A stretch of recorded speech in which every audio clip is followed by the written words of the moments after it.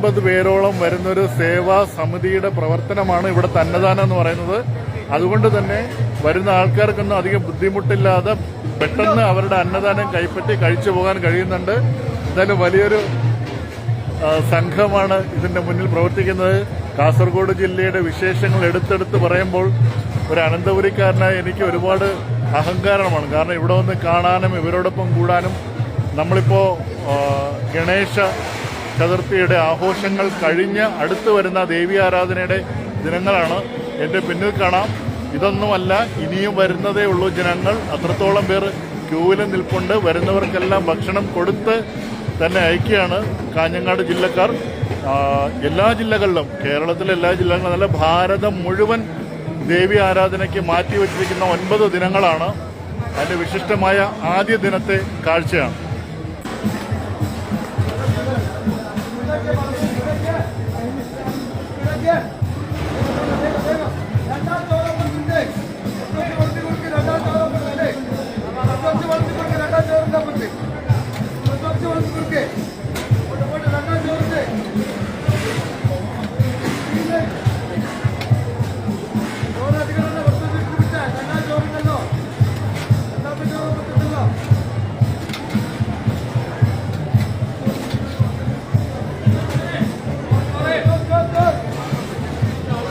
പതിനൊന്ന് ദിവസവും അന്നദാനം മുടങ്ങാതെ കൊടുക്കുന്ന കാഞ്ഞങ്ങാട് നഗരത്തിലെ ശ്രീ മാരിയമ്മൻ ദേവസ്ഥാനം ഇന്ന് ആദ്യ ദിനമാണ്.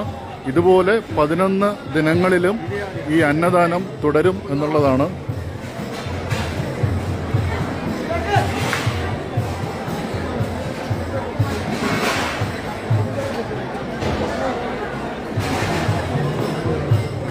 നമുക്കറിയാം 9 രാത്രിയും 10 പകലുകളും നാം ആഘോഷിക്കുന്ന നവരാത്രിയുടെ ആ സുദിനമാണ്. ഇന്ന് ആദ്യ ദിനമാണ്. ദേവി ആരാധനയ്ക്ക് നാം പ്രത്യേകിച്ച് വ്രതങ്ങൾ എടുത്ത് ആരാധിക്കുന്ന 10 ദിവസമാണ്. അപ്പോൾ ആദ്യ ദിനത്തിൽ തന്നെ ഇന്ന് അമ്മ നൽകുന്ന പ്രസാദം കാഞ്ഞങ്ങാട് നഗരത്തിലെ മാരിയമ്മൻ ദേവസ്ഥാനമാണ്. ഇതല്ല, ഇന്ന് ആദ്യത്തെ ദിനമാണ്. ഇനി ജനങ്ങൾ വരാനിരിക്കുന്നതേയുള്ളൂ.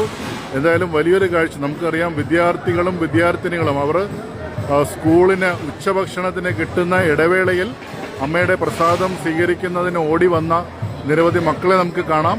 എന്തായാലും സ്കൂൾ വിദ്യാർത്ഥികൾക്ക് മുൻഗണന നൽകി അവർ ക്യൂവിൽ അധിക സമയം നിർത്തിക്കാതെ തന്നെ അവർക്ക് ഭക്ഷണം നൽകി അയക്കുന്നൊരു കാഴ്ചയെ നമുക്കിവിടെ കാണാൻ കഴിയുന്നത്. എന്തായാലും വിശിഷ്ടമായ കാഴ്ചയാണ് കാഞ്ഞങ്ങാട് നഗരമധ്യത്തിൽ ആദ്യ ദിനം തന്നെ കാണാൻ കഴിയുന്നത്. തുടർന്നുള്ള 10 ദിവസങ്ങളിലും ഇത്തരത്തിൽ തന്നെ അന്നദാനം ഇവിടെ നൽകും എന്നുള്ളത് ഒരു വിശിഷ്ടമായി തന്നെ എടുത്തു പറയേണ്ട ഒരു പ്രധാന കാര്യമാണ്. കാസർഗോഡ് ജില്ലയിലെ കാഞ്ഞങ്ങാട്, അതായത് ആചാരപ്പെരുമയിൽ കേരളത്തെ എന്നും മുൻപന്തിയിൽ നിർത്തുന്ന ഒരു ജില്ല എന്ന് തന്നെ പറയണം.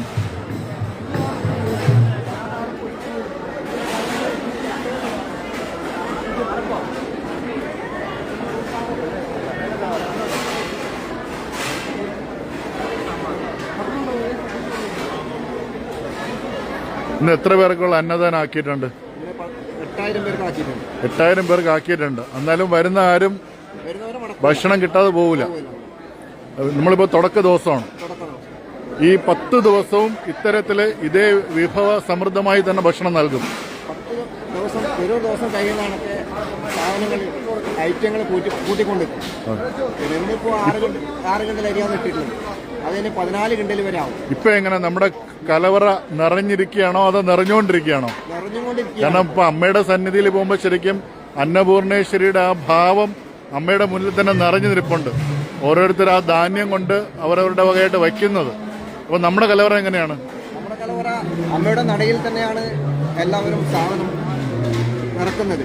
അതിൽ നിന്ന് നമ്മൾ വൈകുന്നേരം ആകുമ്പോൾ നമ്മുടെ കലവറയിലേക്ക് മാറ്റുകയാണ്.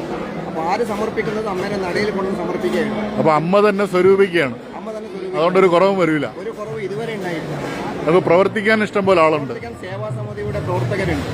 അവര് രാവും പകലും ഇതിനു വേണ്ടിയിട്ട് ഉറക്കു കഴിഞ്ഞ് നിൽക്കുന്നവരാണ്. ഇപ്രാവശ്യത്തെ നവരാത്രിക്ക് ഒരു പ്രത്യേകതയുണ്ട്. സേവാ സമിതിയുടെ പ്രവർത്തകരാണ് ഇപ്രാവശ്യം നവരാത്രി ഏറ്റെടുത്തിട്ടുള്ളത്.